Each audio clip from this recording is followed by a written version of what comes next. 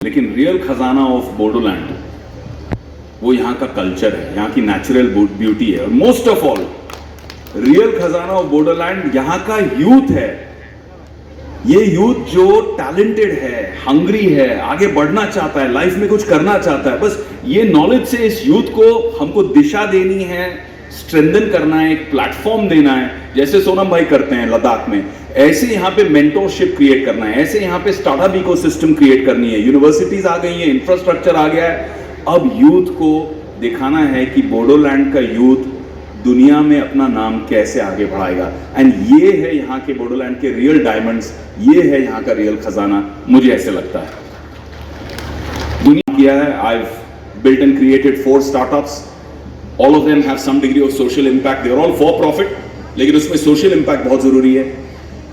Startup accelerator चलाता हूँ, India का पहला स्टार्टअप एंड इनोवेशन यूनिवर्सिटी मैंने एस्टैब्लिश किया गुजरात में 5 साल पहले, स्वर्णिम इंटरनेशनल यूनिवर्सिटी।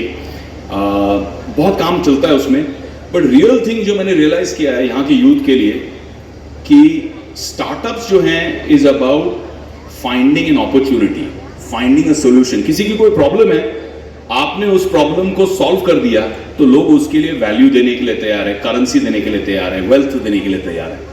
इसे सावजी भाई है, वो तो ट्रेडिशनल बिजनेस है डायमंड में, लेकिन स्टार्टअप्स जो प्रॉब्लम सॉल्व करते हैं वो प्रॉब्लम्स की वजह से people are willing to make unicorns. आपको एक कंपनी खड़ी करने में, हरे कृष्णा खड़ी करने में शायद 10, 20, 25, 30 साल लग गए, बट स्टार्टअप्स जो हैं वो आज की तारीख में मल्टी बिलियन डॉलर यूनिकॉर्न्स बन रहे हैं इंडिया के ही। So this is the time to realise कि अगर आपके पास सॉल्यूशन है, अगर आपके पास कमिटमेंट है, अगर आप मेहनत करने के लिए रेडी हो, next unicorn of India could be from Bodoland. That is the truth, that is what is possible today. एक छोटा सा चुटकुला बताऊंगा मैं आपको, एक जोक शेयर करता हूं। एक दिन हमारे सावजी भाई ट्रेन में बैठे थे राजधानी में, और बाजू में उनके बैठा था ब्रूसली। तो सावजी भाई देख रहे ब्रूसली को, ब्रूसली देख रहा है सावजी भाई को। अब ब्रूसली ने देखा एक मच्छर ट्रेन के अंदर उड़ के आ रहा है कंपार्टमेंट में, करके मच्छर ऐसा घूम रहा है। अब सावजी भाई ने देखा कि ब्रूसली ने चमक करके लाइटनिंग फास्ट रिफ्लेक्सेस से मच्छर को हाथ में पकड़ लिया ऐसे। एंड सावजी भाई इज नाउ स्टेयरिंग कि भाई ये ब्रूसली कर क्या रहा है। ब्रूसली ने मच्छर को देखा और ऐसे अप मुंह में डाला और चबाने लग गया। सावजी भाई मेरी तरफ प्योर वेजिटेरियन आदमी, वो देख के शॉक में कि ये क्या हो रहा है यार, ये मच्छर चबा रहा है मेरे सामने। फिर दूसरा मच्छर आया, बिज़ करके ब्रूसली फिर से पकड़ा मच्छर को, वापस मुंह में डाला, वो भी चबाने लग गया। अभी सावजी भाई ने किया स्टार्टअप वाला सिस्टम, सॉल्यूशन, दिमाग लगाया गुजराती बिजनेसमैन का। जैसे ही तीसरा मच्छर देखा, ब्रूसली मूव करे उससे पहले सावजी भाई लपक के पकड़ लिया मच्छर को। अब ब्रूसली देख रहा है ये शुद्ध शाकाहारी वेजिटेरियन आदमी मच्छर पकड़ के करेगा क्या। सावजी भाई ब्रूसली के सामने मच्छर रखते हैं और बोलते कितने में खरीदेगा। तो ये अपना स्टार्टअप का माइंडसेट होना चाहिए, ये सॉल्यूशन ओरिएंटेड माइंडसेट होना चाहिए, तब जाके हम लाइफ में ना बहुत कुछ आगे बढ़ पाएंगे।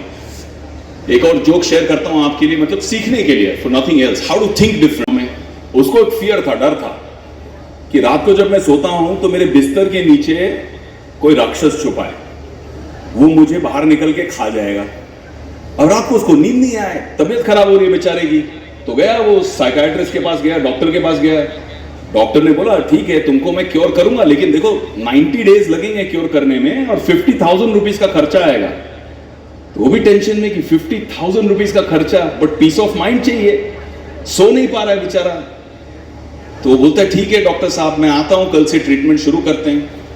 अब 1 दिन गया नहीं आया, 2 दिन गया नहीं आया, हफ्ता गया, 4 हफ्ता गया, आया ही नहीं। डॉक्टर भी सोच रहा है अच्छा माल बनाने वाला था मैं, 50,000 रुपए मेरा लॉस हो गया, ये क्या चक्कर है। तो एक दिन डॉक्टर उसको मिला, रास्ते पे चलते चलते बोला अरे भाई तू आने वाला था, तेरा वो प्रॉब्लम था बिस्तर के नीचे से भूत आएगा पकड़ेगा, तू डरता था, रात को सोता नहीं था, 50,000 में अपनी डील हुई थी, क्यों नहीं आया। तो उसने बोला सर वो तो मेरा प्रॉब्लम सॉल्व हो गया। बोला कैसे सॉल्व हो गया भाई। भाई मेरा एक दोस्त है विवेक, उसने मेरा प्रॉब्लम ना 2,000 रुपए में सॉल्व कर दिया।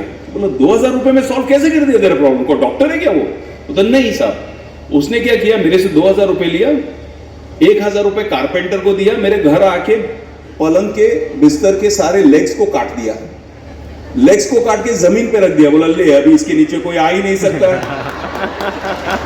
सो जा मस्त होके।